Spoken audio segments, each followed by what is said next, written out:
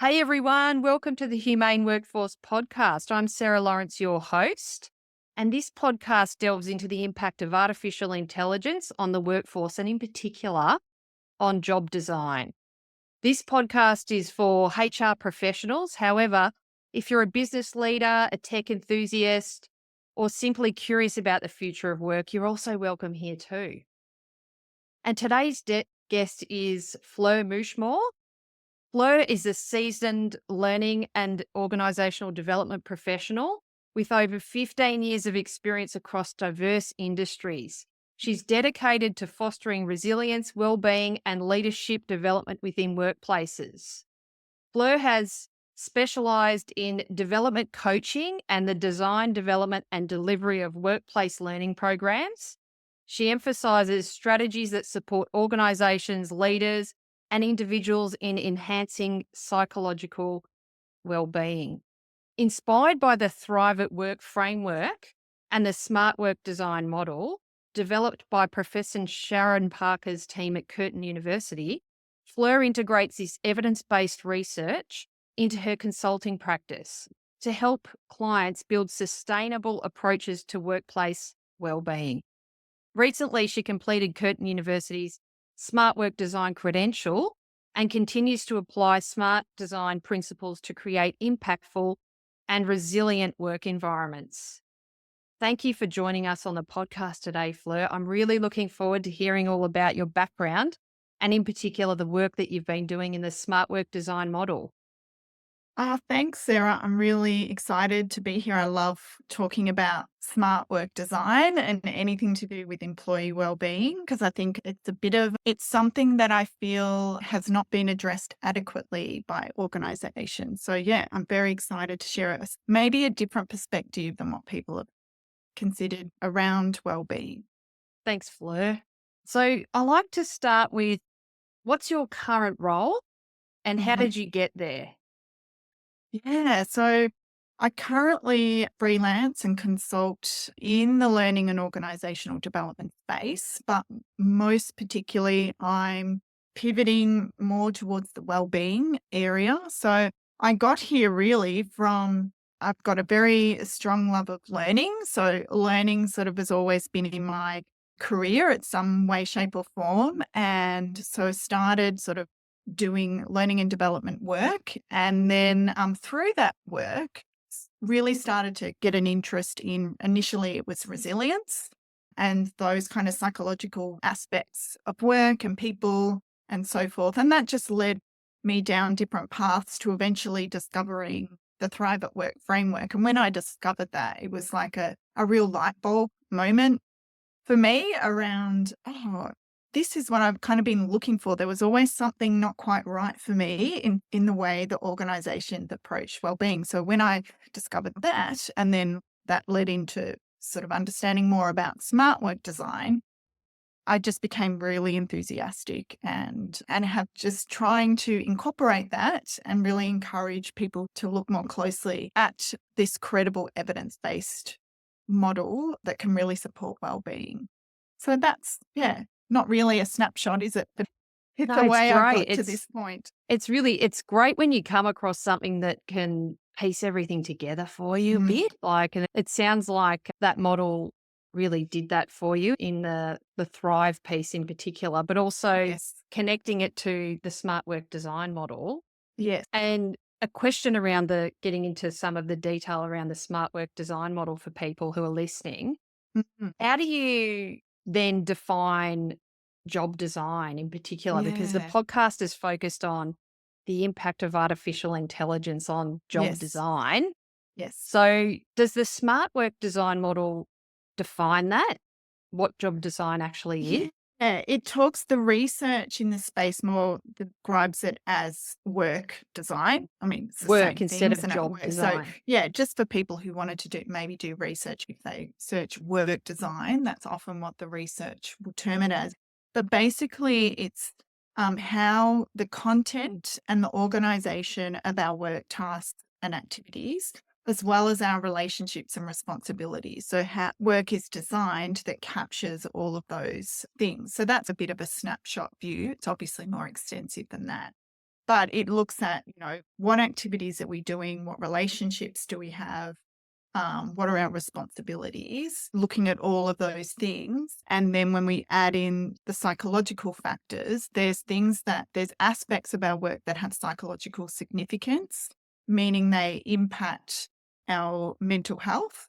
So I don't know if you want me to go into that detail, but things like, autonomy, our level of autonomy or ability to make decisions in our work, how much task variety we have in our work, what are the demands of our work? Are they tolerable from a cognitive perspective, from an emotional perspective, and so forth? So there's a lot of other aspects. There's about 30, I think, key characteristics that are encaptured in the smart work design model. So the acronym SMART, that actually stands for different things, doesn't it? And then it's got those 30 then sit underneath the SMART across That's right. the 5. And those So- things are how you actually go about designing the work per That's se right. for a role. That's right. So Professor Sharon Parker, who is the leading kind of researcher in this space from Curtin University, she designed the smart work design model. She thought that word smart was, from what I understand, because it's similar to SMART goals, so people would connect with it. Yeah. But she uses that acronym to summarize those 30 characteristics. So things like S meaning, is our work, how stimulating is the work that we do? Are we able to solve problems and so forth in our work? The M is mastery. So are we able to achieve a level of mastery, to develop in our work, to get good feedback on how we're doing with our work? The A is autonomy. So how much autonomy and decision making that we have. The R is relationship. So do we have positive connections and relationships in our work? And the T is tolerable demands. Are the demands of our work at a reasonable level of tolerance? Because it's not just about, do we have too much work? It could also be detrimental if we don't have enough. So I don't know how many people have that problem now, but these days, but it's something to consider. So that's the very brief summary of the acronym. That's really interesting. So then when we're looking at and talking about artificial intelligence, Fleur, it's everywhere at the moment. People have been talking about it. A lot of people are probably thinking of it in terms of generative AI, which is ChatGPT. Yes. Because that's something that they can interact with at the moment. We are using it all the time around us, especially with our phone without realizing it. That's right. Yeah. When you talk about the smart work model, yes. how are organizations, do you think, with AI coming into, lots of AI companies are approaching organizations saying, we've got this tool, we've got this thing. Yes. How can we use it? And then I'm thinking about HR teams and HR professionals are then probably having to think about, how are we going to do the work design or the job design here? Yeah. Can they start potentially with the smart work model and overlay AI onto that and go, what are the AI impacts on stimulating work, the mastery, Yes. etc.? Yeah. It's interesting because I think with AI and us as humans, it's about how do we incorporate them. I think it's about how we incorporate them together. So through the design of work, and I think AI is going to actually force us to relook at the design of work more frequently, because it is an emerging technology that's always changing. There's always something new coming. So it's about, from my perspective, looking at what are the best activities that can be done by AI. So how can that relieve us of some of the burden of perhaps, for example, if our role, there might be aspects of our role that are not as stimulating. Yes. Is there something AI can do where it can enhance something more from the human side that will increase that level of stimulation? So it's how do we identify the things that AI are better at and the things that humans are better at and incorporate them into the design of work. And I think we'll always have to, whenever there's humans involved, we always have to incorporate something like the smart work design model, because these are really key aspects for what promote people to be happy and healthy, as well as productive and effective in their work. So I think the danger or the risk perhaps is if we just think AI is just going to take our jobs and do everything, that can be quite deflating for people. So I think it's about how do we incorporate job design and look at what are the opportunities to perhaps even increase someone's design of their work so it's more helpful in terms of their mental health and well-being. Yeah, I totally agree with you. It's very much about creating a workforce where humans and AI can thrive together. Yeah. Because the way I kind of view AI is that they're really another employee in the Yeah. organization. Yes. So when interacting with I would try and interact with AI the same way I do any other person, really, Mm. and show Yeah. AI that level of respect and Mm. thanks and gratitude when they provide something that's of use, Yeah. that what you're asking them for. But on the flip side of that, human behavior tells me over the years that with any change, people could start to worry about their Yes. jobs and start to Yes. think, is AI actually going to take my job, or how is this Yeah. going to work? So I guess from like a workplace culture type view, Fleur, what's your view on that in terms of how do you think organizations can best approach this in Yeah. terms of the potential changes AI have ahead on roles? Yes. Yes. And I think that's often how it's positioned, isn't it? That it's this scary thing that's going to take all of our jobs. And I'd absolutely agree that it will impact our work. It will reshape our work more so than I think completely eliminate all jobs on the planet. It's going to reshape them just as technology has done in the past. So I think it's like any change. There's people are always concerned when there's a level of uncertainty and when they feel that there's going to be a loss of something. So whether that's a loss of control, a loss of capability, or a loss of perhaps relevance, there's always that sort of fear that sits there. And I think it's really important for organizations to bring everyone along their AI journey, as you would with other change, and involve them in what does that look like for them. And that's where actually work design can be really helpful because I would recommend doing it with employees. It's not done outside of the employee, it's done with the employee. And I think AI is the same because if we involve them, we can get their thoughts and ideas on what are the opportunities. If AI can do this piece of work faster, more efficiently, more effectively than a human, then okay, if we get them to do that part of your work, what can we add to your role that you would like to do that's more stimulating or would enable you to develop more skills or contribute in a different way? So I think, again, it's like any change. If you've done any work around the change space, it's always about involving, helping to people to understand the opportunities, not just the thing that they're going to potentially lose. Yeah. And I think that's a lot of organizations might grapple with that a little bit in Mm. terms of the speed of this. Mm-hmm. So Yeah. involving their employees in the design of the work whilst having to maintain work momentum that we all know, the pressures of Yes. delivery and outcomes at the same Yes. time. So what sort of tips do you think you would give like a chief HR operating person Yeah. role within the organization who has that direct line into the CEO, for Mm, example? mm. Yes. It's not just HR, is it? Definitely This is not. going to be a Mm. massive team effort. And I think sometimes change management does sit within Mm. HR when it impacts roles.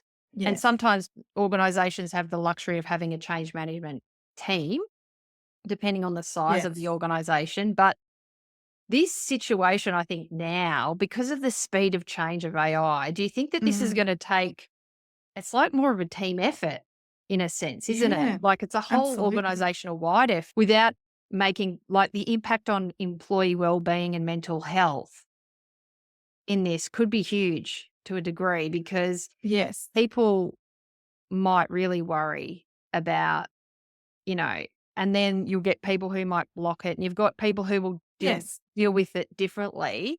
Yes. But the train's already left the station on this. Yes. in my view. Yeah. And it's going to cause a lot of stress and anxiety as well. And you were talking earlier about thrive. Mm. There's the Yes. thrive aspect of this as well. Does the thrive element look into more the employee wellbeing and mental health side of things to do with job design? Yeah, it's actually the smart work design is incorporated into the wider Thrive at Work framework. Right. So the Thrive at Work framework is very much sort of a 3-pillar approach. So it's about how we support employees who perhaps are experiencing mental health challenges. So how do we support them? That's kind of the first pillar. The middle pillar is, which is where smart work design sits, is really about prevention, which is actually what I think organizations have missed. They kind of address the problem when it's there versus let's set everybody up for maximum success. And that's often through the design of work. So that's the middle pillar. And the last pillar, which is actually what I think we should be thinking about in terms of AI, is about thriving. So going beyond just being okay and not unwell, we want to not just be not unwell, we want to be thriving and flourishing. So that's kind of the third pillar. So I think if we implement an evidence-based work design principles, if we incorporate that into the approach to AI, then we're more likely to see employees in that more thriving, flourishing space. And it's when they're in that space that they're really delivering, delivering for themselves and delivering for an organization and delivering, amongst their peers. So I definitely think, as you said before, it's a broad approach. It's not just HR. It's going to take leaders. It's going to take individuals to all kind of be on board and understand the impacts of AI and how they can, we talked offline about job crafting, which is Yes. something individuals can do, Mm. which is incorporated as part of work design as well. So we've all got something that we can do, whether you're HR or manager or an individual contributor or employee, to really increase or strengthen our mental well-being whilst incorporating AI into our work. Yeah, totally agree with that. And I think with the whole work design, job design area, as a HR person myself, I always think about the outcome being a job description. Mm, And that's the piece of paper that tells me what are tasks and responsibilities, a level of autonomy, all that sort of thing. But I've found over the years even when I've had position descriptions, you write it, and as soon as you write it and you start doing the job, you look at it 12 months later, 3 months, even 3 months into the role, and you mm, think, that's actually not my role. That's actually not very reflective of yes. what I'm doing. Yeah. And I think people do anchor themselves at times too, on people being me, Yes. anchor themselves to a job description. So I guess for people listening to this, how do people make the connection? And I'm coming from a workforce planning point of view as Mm, well, where I think about capabilities and where do capabilities fit into work design? mm, And where do yeah. capabilities then fit into my job description? Mm, And one of those capabilities will be AI yes. out into the future. So how does that Yes. get incorporated? Yeah. How will organisations, do you think, Fleur, make the connection between investigating this smart work design model and then bringing it to life Mm, within an organisation? And we know we do like to have documents yes. that tell And us we things need too. documents. Yeah. We We need need something to anchor to say, That's right. this is the connection between workforce planning and my job description. This is the Yes. connection between smart work design and what my job description is Yeah. saying. Yeah. How do you think Yeah. organisations can start to think around those connections Sure. to make it practical?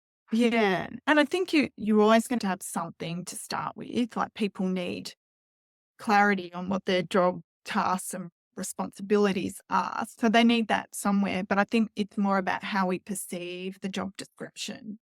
So is it a set in stone document? Well, no. If we approach it as something flexible that is really tailored, if you like, which is where the job crafting comes in, tailored to the individual person and what they bring into the role.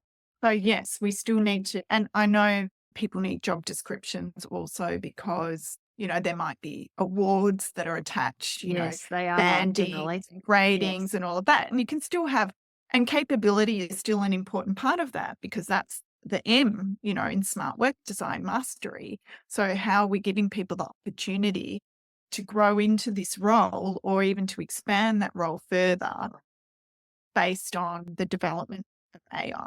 So I think we really need to take a flexible approach where we can.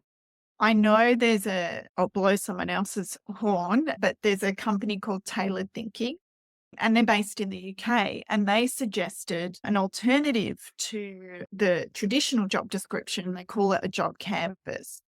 And what that is really about, a manager sort of sitting down with their employee and talking about their report, talking about the different aspects of their work in terms of things like smart work design. So the relationships, the key tasks and activities, and so forth, so that the work it's a conversation. It's not something that's set in stone and it's that way forever. So I don't know if that answers your question, but I have seen that as an alternative to the traditional job description. Yeah, it does. Because I think sometimes with models, and when we're looking at theory, the theory of the history of job design over the Mm. years, and then it sounds like Professor Sharon Parker's created something very practical from all the research that is, Yes. she would have undertaken, I assume, to get to a smart work design model. Yes. But I think it also, if you're sitting in an organization now and you're a HR professional, you're probably thinking, well, what does this actually mean? And how do I bring it to life Mm. in terms of integrating AI into people's work? So, what do you think then would be some of the core capabilities HR professionals might need to develop Mm. and probably develop pretty quickly, Fleur, I would think, to keep up Yeah. to date? Like, where do you think someone could start Yeah. when looking It's, at this? yeah. It's an interesting question. I think, first of all, they should make sure they understand AI and how it can be used in their own jobs. That's one thing. And I know just even for myself, I know I could improve my own awareness of how I can use AI. So I think there's always something new to be learnt with AI. So how do we do that? But I think a lot of HR professionals, I would almost guarantee most of them don't know about the research that sits in this work design that we've been talking about. So Yep. I would really encourage them to seek that out and to understand more about how work design influences and impacts an individual's experience of work, and the way that they contribute positively and productively to the workplace. So if they don't know that or don't understand that, they're not going to incorporate that into their job description. So I Yeah. think that's really important. It's not just what are the activities that we want this job to do. It's like, is the person who does this role going to thrive or flourish? Because if we've got that as our aim, then we're more likely to get someone who is productive and is contributing more than just what's sort of listed in their job description. So yeah, just building that understanding because the research has been going for a good 25, 30 years, or Yeah. if not longer. So, and I think one of the challenges, it's not well known, which is really interesting, Yeah, I that it must seems say to be a battle. I had Yeah. to dig out when I first started looking into this a bit more. And it came about too because of my workforce planning background and what I'm doing in that space. A lot of the problems that organizations are trying to solve, I came back to thinking about, I think a lot of it's actually work design, like the job design. Yes. Initially, Yes. I was like looking at more, oh, it's turnover or it's this or Mhm. it's, and then when I actually I also individually before meeting with you came across the smart work design model recently just by researching it a bit more. Yes. And I thought it was quite an old theory. Mm-hmm. And that's why I'm calling it job design. I'm probably still in the old Yeah. because Yes. I'm still living in the theory of the 1970s Yes. and 80s. And then I realized that Professor Sharon Parker had actually developed it into this modern way. Yes. And then once I started looking at what the SMART acronyms mean, like what they mean, it dawned on me that it really is a key aspect to solving a lot of problems in organizations is Yes. around how people's work is actually designed. But it also Yeah. dawned on me that there's a disconnect I feel between a job description and maybe Yes. your key performance indicators that you have to do as part of your performance review Yes. annually.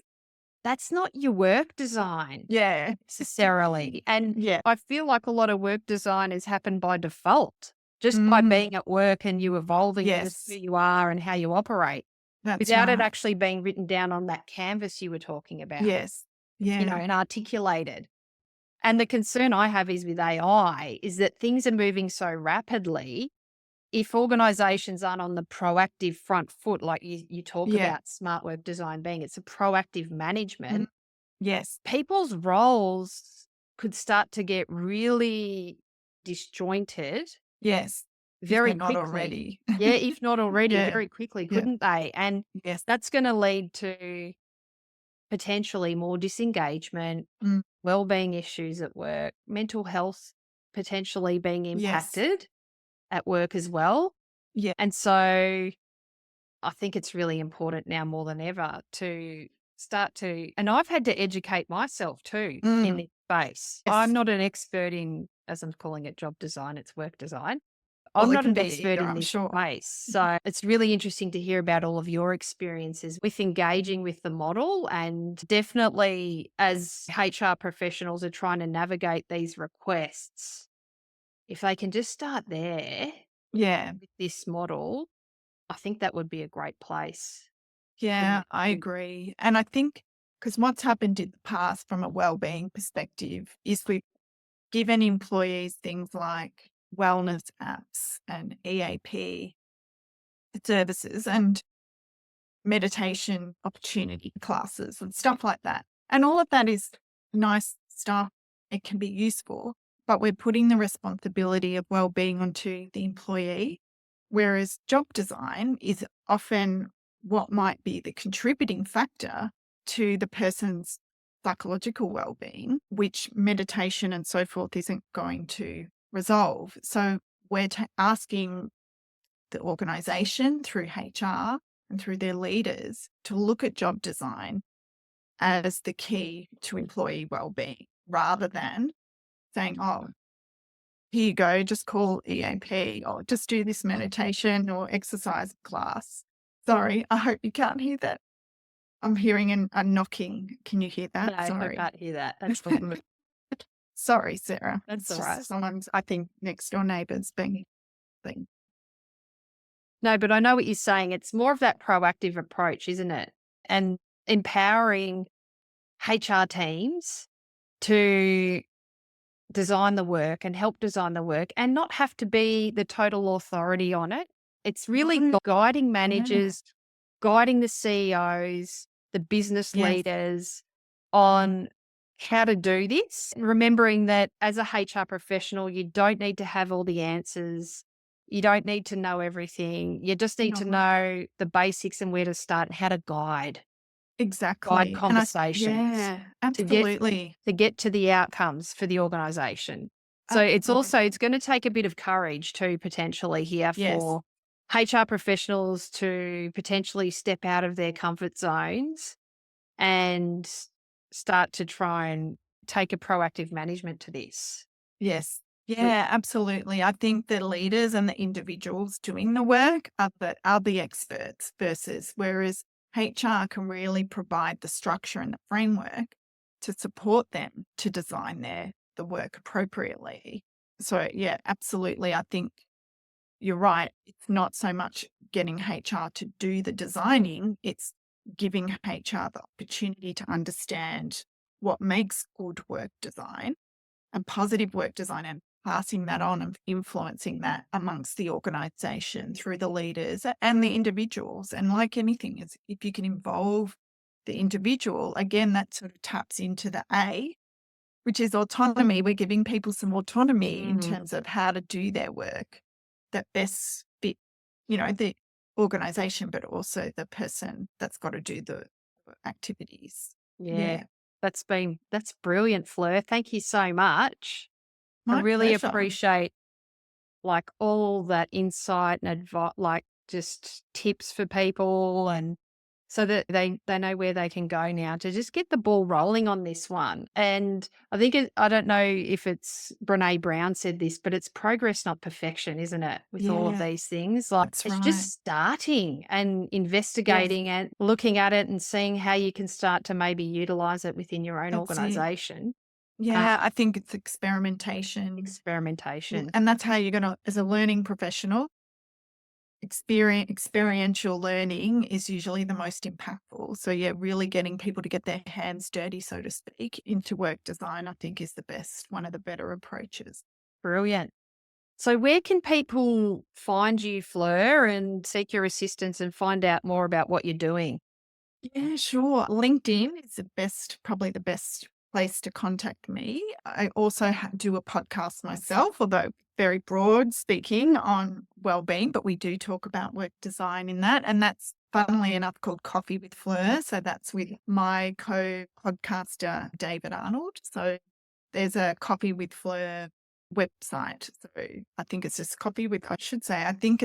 it is just coffeewithfleur.com. I think all one word. So yeah, but LinkedIn especially is LinkedIn? probably the Perfect. best place. Great. Thank you so much for your time, Fleur.